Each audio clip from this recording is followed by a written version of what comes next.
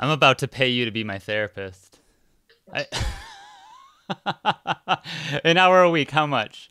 That you know what? No one's ever said that. Everybody's trying to send me to therapy. No. And we're on. I think I hear something. I hear audio. I think when I try to go on Safari, it doesn't have the volume, but when I go in the Chrome, it brings in the volume. So, hi, Chris. How are you? Thank God for the Chrome. I'm good. It's nice to see you. I have technology stresses today, and I hope that the internet decides to work in our favor. But it is. It's so far. I mean, so far. You too. Thank you. This Zoom life. Like, promoting B7 in the middle of a pandemic on Zoom. What is that experience like? Oh my God, it's not like how it normally is. Of course, I'm a people person. I love to interact, meet the new fans, meet, fans that've been with me for such a long time, but I am thankful for technology because, we could just be on the phone and I wouldn't be able to, meet you like this. So thankful in that way, but definitely wish I could really be out there and socialize and hug people again. I was gonna say, shake hands, that kind of thing. Hugs. I miss hugs. Well, I'm sending you a virtual hug.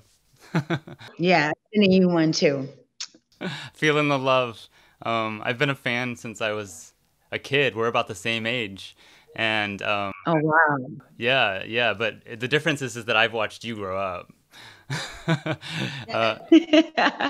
Well, it's beautiful to meet people that have followed me and supported me all this time. So I appreciate you jumping on the Brandy board and being a part of my journey and even being interested in talking to me today. So baby mama, I ain't with that drama, not that baby mama. Ain't depending on you, I'm a baby mama. Baby mama, baby mama. Whole world looking at me, single mama. This song ain't just for me, it's for every mama, yeah. Every day I pray this for my little mama. I'm every woman. I mean, yeah, just to see you blossom into this like independent woman where you get to make the calls, where you have autonomy, where you are a co-producer and a co-writer. I mean, it's kind of extraordinary to see that journey. Can you talk a little bit about how you got to that place? I know that there were a lot of bumps in the roads. Well, you know what? I felt inspired this time around to really have more creative, not necessarily control, but I just wanted to follow the creativity, the flow that was in me, that was inspiring me to, use my music to tell, a lot of the stories that I had gone through, my challenges with, love and my mentality and just where I stood with myself. And then also just trying to find, and reinvent this new sound, this new way of, approaching music. So it took me a minute, but I'm so glad that I was able to really dig deep and pull the real feelings, the real emotion for this project, real lyrics that are coming from my heart, from my own journal, from my own spirit. And, it just feels a little bit different when most of the music is coming from you. So it feels good to be in this place. And I want to continue to, of course, collaborate with other writers and other, producers, but it feels good to have, a center where I can go to and pull from that I feel confident with. I imagine, having grown up in the business, that obviously you start to court a very loyal fan base. Part of that loyal fan base happens to be the LGBTQ community, and I know that they have deep, deep love for you. I am on board with that because I am gay and I am a Brandy fan. But my question to you is, do you get to a point in your career when you say to yourself, you know what, I do have these supporters of mine have been supporting me since the beginning, and do you have to trust that they will go with you wherever you go creatively? Oh my God, I would have to say that I feel like my fans have been loyal from day one, and especially the ones that they call it the diehard fans. I feel like from day one, they've been very supportive from my first album to me moving into television and, me being able to, step outside of music and do things that, that I never saw myself doing or never imagined myself doing. I feel like people have followed and have grown up with me.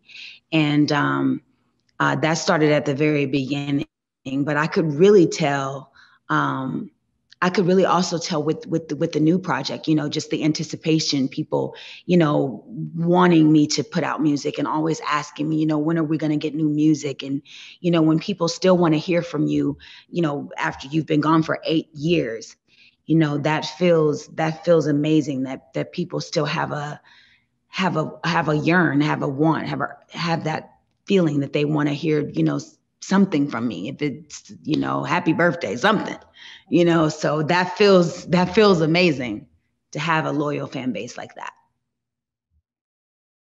These lyrics are some of the most real lyrics of your career, and you go deep. I have friends of mine who are having mental health issues of their own who are saying, this album has really connected with me because you're being so open and vulnerable. Are you hearing that on your end from fans? I do, and mental health and mental wellness is not something that, as because we have shame and we have guilt and we don't want people to think that we're crazy and we don't want people to think that we're going through anything, and I know that, it may not be the same mental stresses for everybody, but I know that we all have mental challenges, because everything starts in the mind, everything, your thoughts, your affirmations, your belief in yourself, that all starts within the mind. And I know that, we have battles and we have struggles and we go through things that, we wish we could change our behavior on and things that we need to face about ourselves. And I wanted to be one of the people to come forward and say that I've struggled in a lot of areas, with my mentality, with my sanity, just with the kind of life that I've had to lead, a lot of trauma, a lot of PTSD, that I've had to battle and face. But, there is light at the end of the tunnel because, there's work that you can do. You can talk to someone, you can journal, you can, change the inner dialogue with yourself. It takes practice to get yourself on track and to, but there is light at the end of the tunnel. And I wanted to show people that, no matter what you go through, you're always bigger than your circumstance and you can always work on your mental issues. Always. Oh, that's such a thing that I think anybody right now needs to hear that, Brandy. I think we're all going through something that we've never experienced before. So the PTSD, the anxiety, the depression is intense. How are you working through this current moment? Oh my God. I just have this deep empathy for everyone. I feel like, my prayers for the world have increased. I've always prayed for world peace and togetherness for us to, be equal and unified, but my prayers have gotten, longer and more, frequent, with what's going on. But I just try to, think on maybe this whole entire moment is shifting us to a different level of awareness, a different level of consciousness. And maybe this thing that looks like this catastrophe is really, the universe cleaning our mess up and helping us get to a better place. And of course, my heart goes out to the people that we have lost in such, these tragic times. But I feel like I have to believe that everything works for the higher good at some point. We will be better from this, because a lot of light has been shed, on a lot of the things that this world has had to face. And even though we've seen a lot of division, we've also seen a lot of unity, in this time. And we have to think on those things. And I think when we focus on those kind of things and are grateful for the smallest thing, like I'm grateful for the pillow that I have to sleep on at night. When you start to appreciate the smallest of the smallest things in life, you know, I think we are moving into a better space for ourselves, you know, and I just pray that that's the case. I really do. You do what I started doing at the beginning of all of this, which is practicing gratitude. Yeah, gratitude. There you go. You have it. That's it. Yeah, it makes a big You can really difference. find something. You can find something to complain about, or you can find something to be grateful for. Yeah. And I would rather go with gratitude than to complain. What are you grateful for today? Today, I'm grateful that I'm able to speak with you about life and to share what I just shared with you today. I'm grateful for my family that I saw this morning. I'm grateful for the breakfast that I was able to eat this morning. And, you know, I'm just grateful for oxygen. I'm grateful for these like rainbows that I see on my wall right now. It's like little rainbows that I see on my wall. Like, just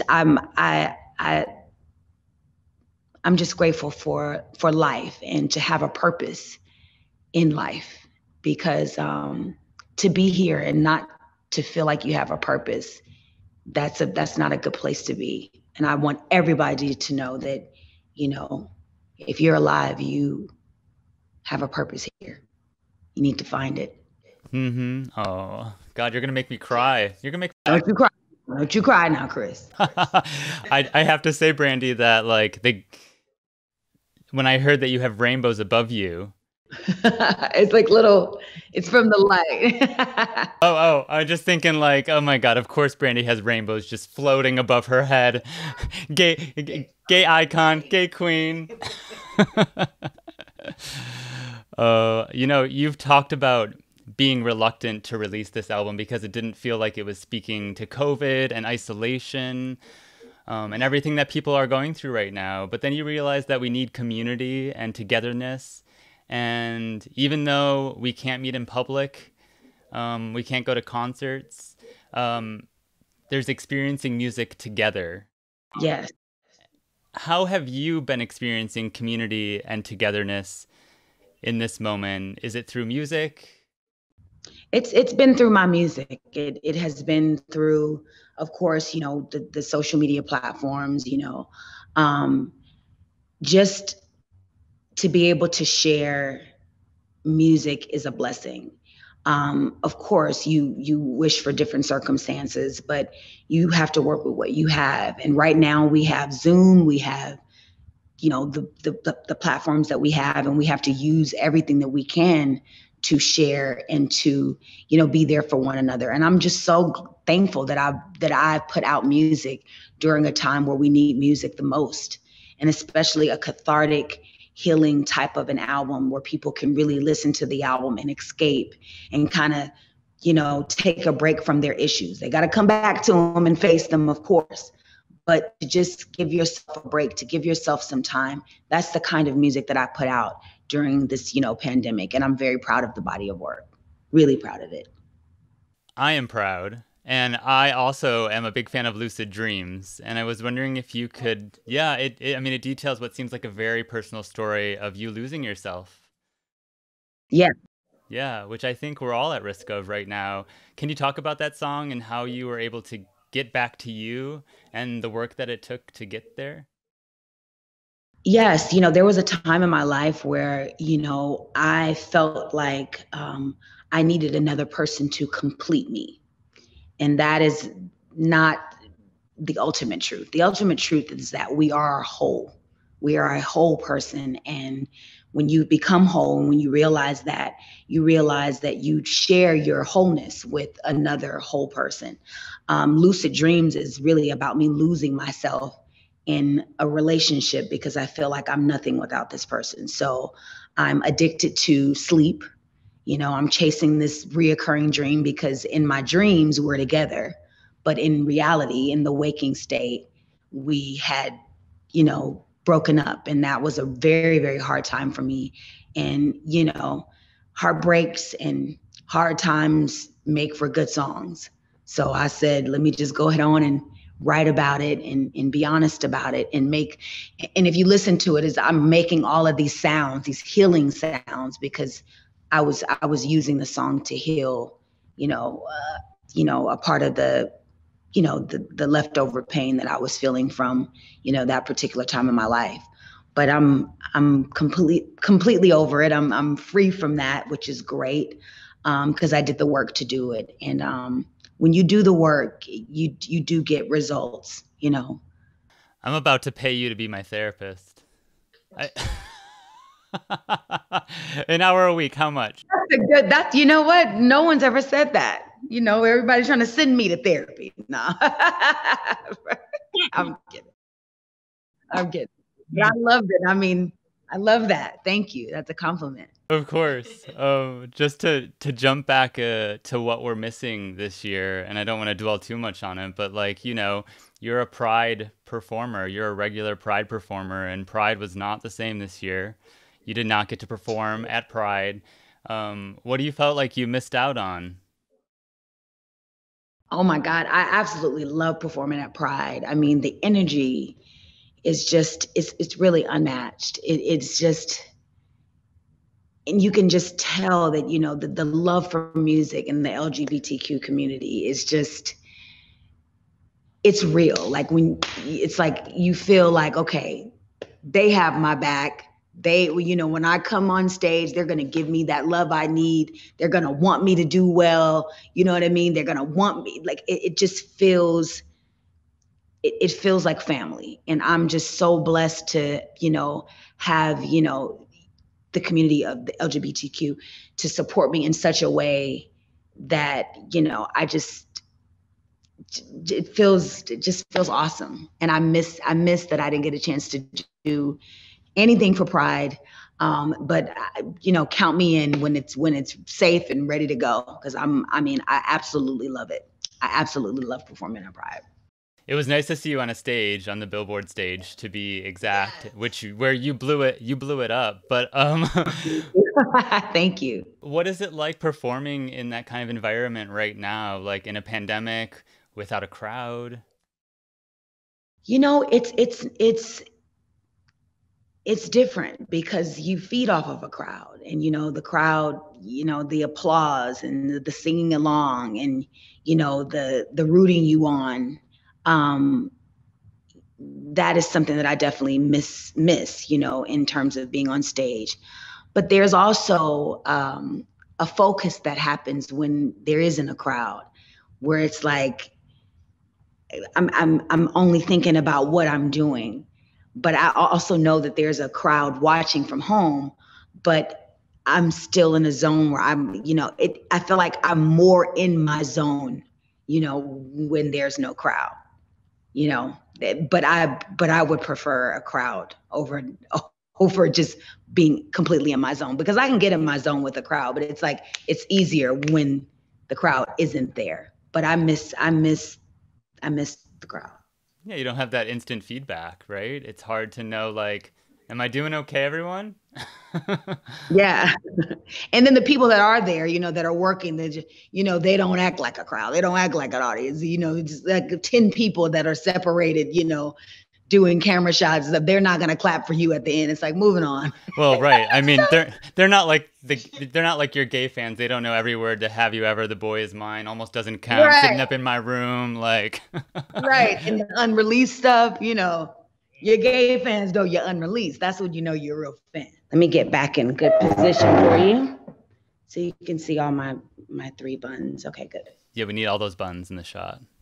We good? Oh yeah, you're good. God, your hair just dazzles me. I wanted to know, when in your career did you feel the most creatively stifled? Like you weren't able to be who you wanted to be artistically? I would have to say after Full Moon, the Full Moon album, I felt like I kind of lost my way, because and I say this in the most humble way, but so many artists started to approach music the way I did. And I started to hear a lot of my sound with so many different artists. I heard a lot of songs that sounded so much like, the work that I had done. And so a part of me kind of felt,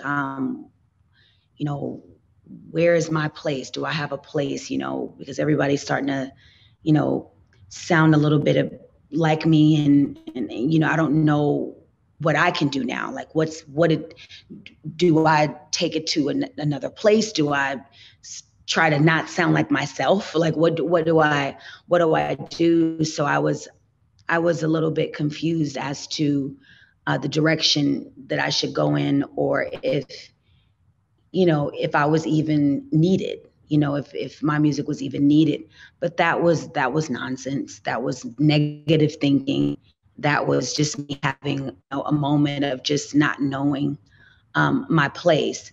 But I got through that, and I was able to make more music after that. And I'm going to continue to make music. And now even I'm in a place now where I'm stronger mentally in terms of just learning to trust my creative flow. And if I trust my creative flow, I don't have to think about, anything else but that. And if I'm true to that, then I'm true to my fans, and I'm true to my purpose and my work. And that's what's important. I'm glad that you're trusting your artistic instincts, because I believe in them, and but you have to believe in them first, right? Thank you. And I wonder, it'd been 8 years since you released an album. Do you think we'll have to wait another 8 years for the next No. one? Okay. No, it's not going to be another 8 years. It was 8 years for a reason. It was for a lot of different reasons. But I'm like I said, I'm in a really great place musically, creatively, and I have so many great opportunities. I'm a free spirit. I feel I have my own label. I am, writing my own songs, and it's just a different version of myself. It's a better version of myself. So, of course, I want to do other things outside of music, but I don't think it's fair to wait another 8 years to put out music when the studio is right down the street. I love this, Brandy. It sounds like, yeah, yeah. We just need to The studio's down the street. Go to the studio. Literally, no excuses this time. People need music. People need music, and people that have the talent to share music should be doing music. And that's how I feel. It's my responsibility. So I don't want to wait 8 more years, and I won't. That's a promise. Okay, thank you. Also, it just sounds like you're in a place where nothing is holding you back right now. Nothing is holding me back. And I have such, great supporters like you today. Your energy is beautiful. You represent a whole community of people that love me, and you're speaking for them to let me know that, you're loved out here. And that feels like that's an amazing feeling. And so I owe you, I owe the LGBTQ community. I owe my fans music and what I've been born to do. And it's a beautiful place to be loved and to. You keep trying to make me cry.